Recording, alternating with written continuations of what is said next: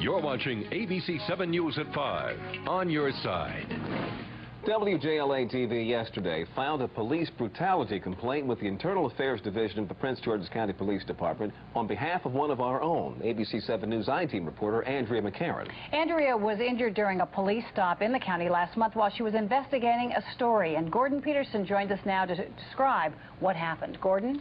Kathleen Lee, on April 15th, ABC 7 investigative reporter McCarran and her photographer were checking out a tip about questionable use of police and government resources in Prince George's County. They were following a county government car driven by a police officer who appears to be a full-time driver for the county's chief administrative officer. McCarran was driving. Photographer Pete Hakel was in the back seat. Suddenly, they heard the wail of police sirens and saw flashing police lights. Back at ABC 7, managing editor Dan Patrick heard a call on the Prince George's County Police scanner. Prince George's County Police were stopping a vehicle they said was suspicious in nature and because there was someone videotaping them. When we first heard sirens and saw flashing lights, we assumed it wasn't us, and then all of a sudden we're surrounded. She's got a gun pulled on me. Okay, that's right, that's fine. At gunpoint, McCarran did as she was told. Face the front, ma'am. Now 1 second, stand by point. With her hands up, she walked backwards to the sound of the officer's voice. Moments later, a police officer roughly pulled her arms behind her back. Did you tell him at any time he was hurting you? I didn't say a thing, because as far as I knew, there were still guns trained on me. But she was injured. My shoulder felt like it was on fire. McCarran's shoulder was wrenched from its socket. She may have to have surgery. Drop the camera and Yes, sir. Meanwhile, our photographer had problems of his own. At least 3 officers had their weapons trained on him. Just keep backing up towards the sound of my voice. Just keep going. I'm a backing. Eventually, the police determined that this 5'4", 115-pound mother of 3 was not a threat, and they released her without a charge. But before she left, reporter McCarran had a question. You got pulled over because citizens that you following. Excuse me. We're not taping this now. I'm not giving an interview. I think it's an obvious case of law enforcement intimidation. Attorney Lucy Delglish is executive director of the Reporters Committee for Freedom of the Press. What I don't quite understand is what would be even slightly illegal about driving around town with a video camera.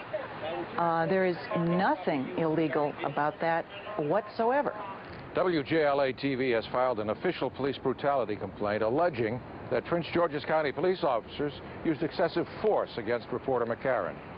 The complaint further alleges that the police officers may have known that McCarran was a journalist on assignment. If so, what we have here is a serious case of news media intimidation. Well, I think as a legal matter, it's clear that her civil rights were violated. They cannot use their power to interfere with your constitutionally protected activities. Prince George's County Police have refused our repeated requests for interviews. County spokesman Jim Carey told us they, meaning the police, had no suspicion that it was a news crew. The police department was responding to a call for a suspicious person following a police officer. There was a threat felt. As near as we can recreate it, this is what the officer saw in his rearview mirror when he called for assistance. In a post-9/11 world, can you understand the officer's apprehension looking back, seeing a vehicle he doesn't know driving behind him with something in the back seat? I'm a mother of 3. Most of the time I drive a beat-up minivan. It's hard for me to perceive the sight of me as a threat.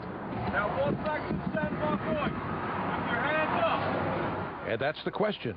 Did the officers have to use force? The incident occurred on April 15th.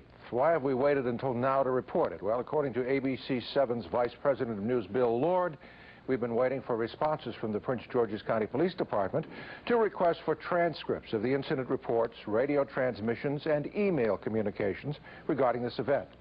We've also requested dashboard videotapes from the 9 police cruisers on the scene, but we've been told that every single one of the federally required cameras was either inoperable or not running. Leon? Kathleen?